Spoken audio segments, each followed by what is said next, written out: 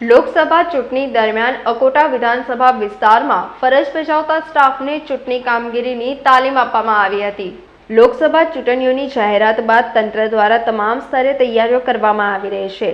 ત્યારે વડોદરામાં અકોટા વિધાનસભા વિસ્તારમાં મતદાન દરમિયાન ફરજ બજાવનાર સ્ટાફને ગવર્મેન્ટ નર્સિંગ સ્ટાફ કોલેજ ખાતે તાલીમ અપાઈ હતી। Zonal presiding, assistant presiding officer સહિતના સ્ટાફને તાલીમ અપાઈ હતી। માસ્ટર ટ્રેનર દ્વારા તાલીમ આપવામાં આવી હતી। 500 થી વધુ અધિકારી કર્મચારીઓને તાલીમ અપાઈ હતી। મતદાનના દિવસે કોઈપણ પ્રકારની ફરિયાદો ન આવે અને ક્ષતિ ન રહે તે માટે તાલીમ યોજાઈ હતી। હિન્દી ભાષી અધિકારી અને કર્મચારીઓને પણ અલગથી તાલીમ આપવામાં આવી હતી। સમગ્ર તાલીમના આયોજન સંદર્ભે અધિકારી દ્વારા વિસ્તૃત માહિતી આપી હતી। 20 સંસદીય મત વિસ્તાર 143 અકોટા વિધાનસભામાં જે સ્ટાફ ફરજ બજાવવાનો છે તે સ્ટાફની ચૂંટણીની આજે તાલીમ અહીં અપાઈ રહી છે।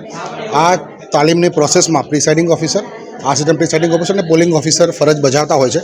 તે બૂથ ખાતે તેમની જે કામગીરી કરવાની હોય છે તે કામગીરીના ફોર્મ્સ કઈ રીતે કરવાના હોય છે, ઇલેક્શન પ્રોસેસ કઈ રીતની હોય છે, તેમાં તેમને સંપૂર્ણ માહિતગાર કરવા માટે આજની તાલીમનું આયોજન કરવામાં આવેલું છે। તાલીમમાં મુખ્યત્વે તાલીમના આગળના દિવસે અને ઇલેક્શનના આગળના દિવસે અને ઇલેક્શનના દિવસે જે તબક્કાવાર ફોર્મ્સ ભરવાના હોય છે, મોક પોલ કરવાનો હોય છે, ત્યારબાદ એકચ્યુઅલ પોલ માટે જે તૈયાર થવાનું હોય છે અને સીલિંગ પ્રોસેસ કઈ રીતે કરવાની હોય છે તેની તાલીમ આપવામાં આવે છે।